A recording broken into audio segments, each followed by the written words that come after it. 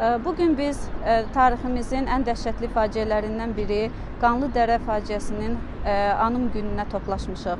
Bu adından da göründüyü kimi bəşəriyyətin, təkcə Azərbaycan xalqının deyil, bütün bəşəriyyətin ağır cinayətlərindən biridir. 1918-ci il Bolşevik Daşnak erməni birləşmələri Stepan Şaumyanın əmri ilə pulemyot və top silahları ilə silahlanaraq Quba istiqamətində hücuma keçmişdilər və həmin erməni quldurlardan ibarət dəstənin başçısı Hamazasp Quba şəhərini 10 gün mühasirə altında saxlayaraq burada amansız qətillər törətmiş, evləri dağıtmış, qarşısına çıxan qadın, uşaq, qoca deməyərək hamını öldürmüş, müsəlmanların heysiyyətinə toxunmaq üçün məscidləri, Quran kitablarını yandırmış və yaşayış ərazilərini məhv etmişdir.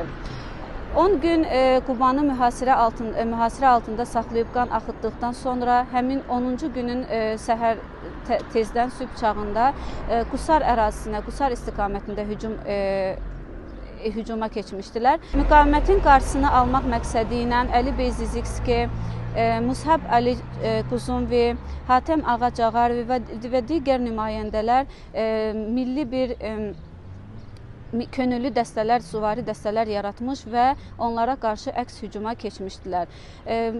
Hücum zamanı, döyüşlər zamanı könüllü dəstələr xəncərlər və boyunlarında kəfənlərlə döyüşə girmiş və erməniləri dəhşətə gətirmişdilər. Bu əks hücum zamanı Hamazasp və quldur birləşmələr geri dönmüş və döyüş meydanından qaçmışdılar və döyüş könüllü birləşmələrin qalibiyyəti ilə başa çatmışdır.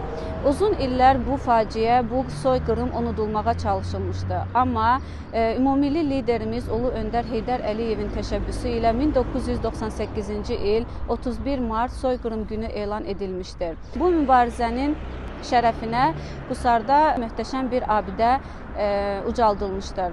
2006-cı il sentyabrın 18-də İlham Əliyev həmin abidənin açılışında iştirak etmişdir. Bu təkcə bizim xalqımızın deyil, bütün bəşəriyyətin bir faciəsidir və biz çalışmalıyıq ki, gələcək nəsillər və bütün dünya bu faciəni unutmasın və onu yaşadaq. Bütün şəhidlərimizi hörmətlə anırıq, Allah rəhmət eləsin.